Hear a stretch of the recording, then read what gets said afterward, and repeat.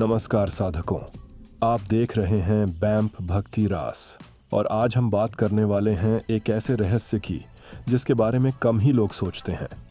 क्या आज की बढ़ती बीमारियों का असली कारण सिर्फ खान पान, पानी या जीवन शैली है, या इसके पीछे कलयुग की अदृश्य तरंगें काम कर रही हैं? आज की इस खास वीडियो में हम गहराई से समझेंगे कलयुग में बीमारी क्यों बढ़ रही है, कौन सी अदृश्य ऊर्जा शरीर को प्रभावित करती है, मन, विचार और वातावरण का रोगों से संबंध, और अंत में कलयुग में स्वस्थ कैसे रहें। अध्याय 1, कलयुग का आरंभ और रोगों का जन्म। शास्त्र कहते हैं कलो रोगोधिकस्यते, अर्थात कलयुग बढ़ेगा तो रोग भी बढ़ेंगे। क्यों? क्योंकि कलयुग के 3 सबसे बड़े प्रभाव हैं। 1, मन का असंतुलन, मन बेचैन, स्थिरता कम, तनाव अधिक। इसी बेचैनी से शरीर के हार्मोन बिगड़ते हैं। 2, समय का संकुचन। कलयुग में समय तेजी से चलता है, लोग तेजी से थकते हैं, कम सोते हैं, ज्यादा सोचते हैं।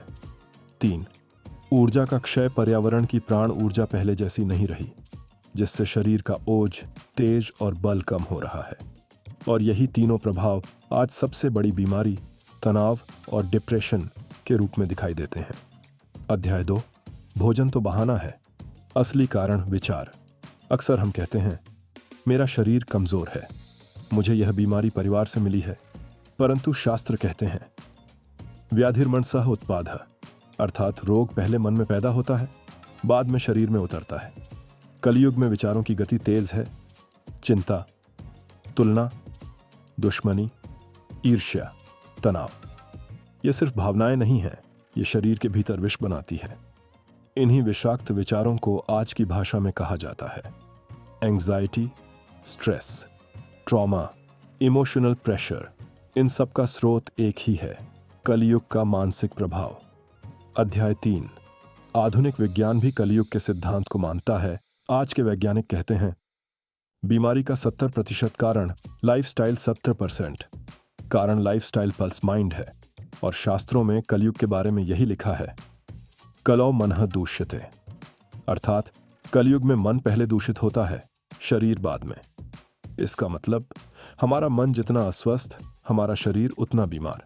और यही कारण है कि 2000 से 2025 तक high BP, diabetes, anxiety, panic attack, thyroid, heart disease, इनकी संख्या 4 गुना से भी ज्यादा बढ़ी है। खाना वही है, पानी वही है, पर बीमारी बढ़ रही है। क्यों? क्योंकि कलयुग की मानसिक तरंगें तेज हो रही हैं। अध्याय 4, वातावरण की ऊर्जा और रोगों का संबंध।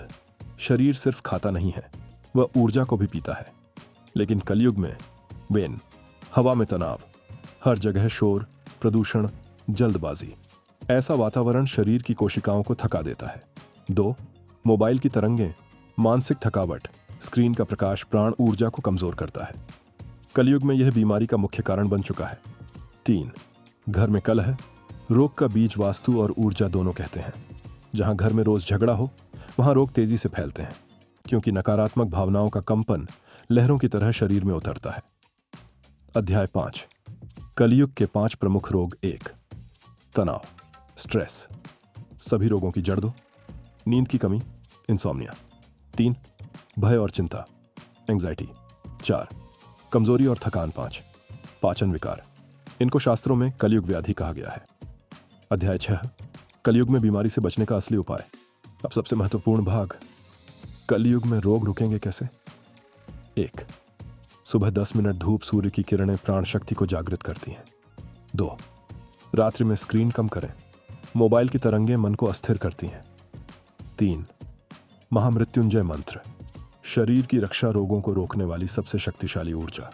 4, ध्यान, माइंड रीसेट, कलयुग की नकारात्मक तरंगों से बचने का एकमात्र तरीका।